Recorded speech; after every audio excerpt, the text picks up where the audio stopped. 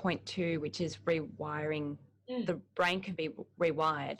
How do we do it? How do we rewire our brains?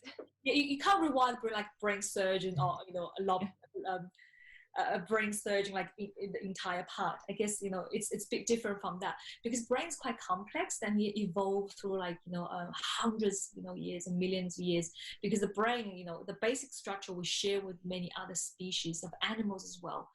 For our humans, the most plastic part is this part, prefrontal cortex. This part of brain is the youngest brain, and that really distinguishes us as a human from the rest of the species. Our other parts of the brain is very similar, like reptilian brain. The name has called it reptilian because even reptilians have that. It's very survival based.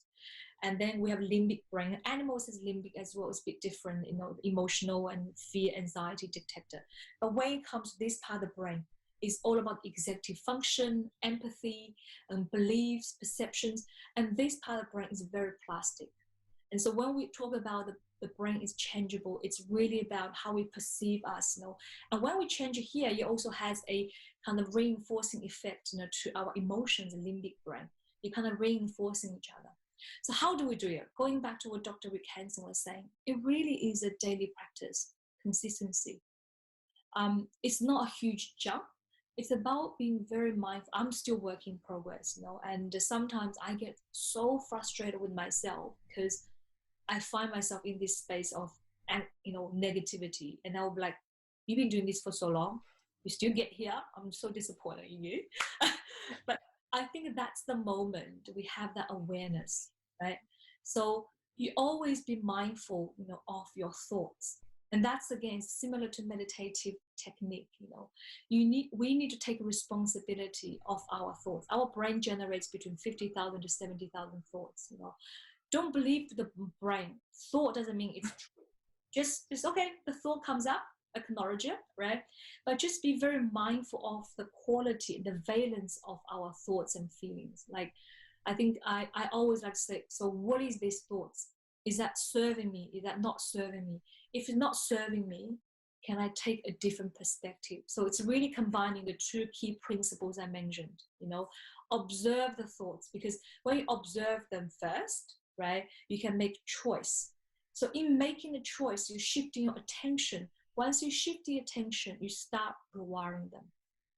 And with all the beliefs, all the thoughts, all the perceptions, if we don't activate them all the time, the brain also has ability to recycle them. And that typically is done in sleep.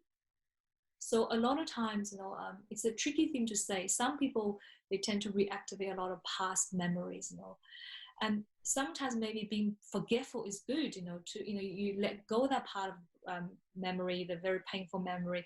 You allow a new kind of a perception to come up to replace that old.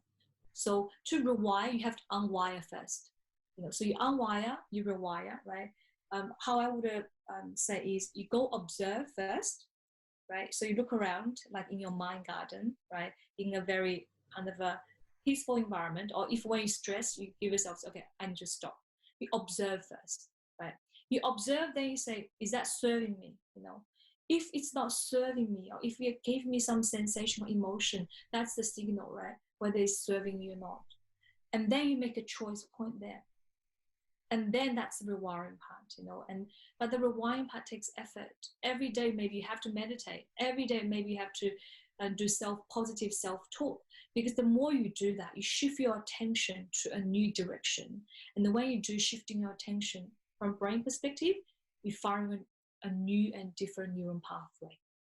And when you have a neuron pathway to support, it's easier to think differently as well. So these two are also working in tandem.